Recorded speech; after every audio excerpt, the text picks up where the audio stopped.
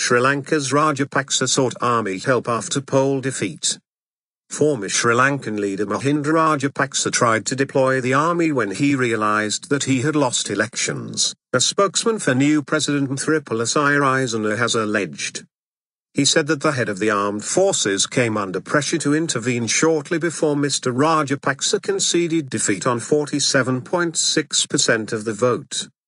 There has been no comment from the military about the allegations. The deposed president's spokesman said that he could not discuss the claims. Sri Lanka has largely been free of military interference in politics except for a coup in 1962 that failed to oust the government. Since then, there has been no direct military role in the government. Tried to remain. President Sirisena's top aide said on Saturday that pressure had been applied by the outgoing leadership onto Armed Forces head General Daya Ratnayake to intervene in the result in the hours before Mr Rajapaksa accepted defeat. Presidential spokesman Rajitha Senaratne speaks during a press conference in Colombo as Army spokesman Brigadier Uwanwanegasuriya looks on, the 10th of January 2015. Mr Senaratne, left, said that the outgoing president was seeking military intervention right up to last hour. Pope Francis badges and other religious memorabilia are displayed for sale in a Catholic shop in Colombo, the 10th of January 2015. The new president is expected to name his ministers before and after the Pope's visit to Sri Lanka from 13 to 15 January. A Sri Lankan vendor displays newspapers for sale at a stall in Colombo with headlines about the election of Maithripala Sirisena, the 10th of January 2015.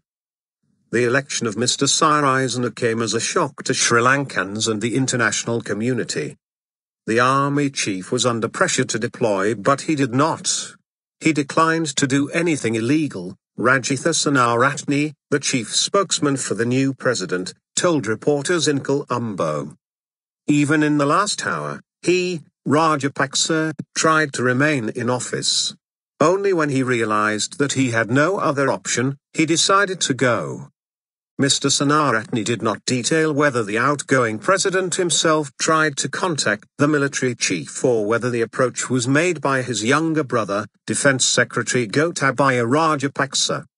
Mr Senaratne also said that the new president has ordered an end to the censorship of dissident websites, the abolition of phone tapping and a stop to the surveillance of journalists and politicians. The outgoing president was praised by U.S. Secretary of State John Kerry for his early concession. Mr Rajapaksa, seeking a third term in office after he changed the constitution to scrap the two-term limit, said on Twitter soon after the vote that he was working to a peaceful transition of power. Mr Rajapaksa's supporters credit him with ending the civil war and boosting the economy, but critics say he had become increasingly authoritarian and corrupt.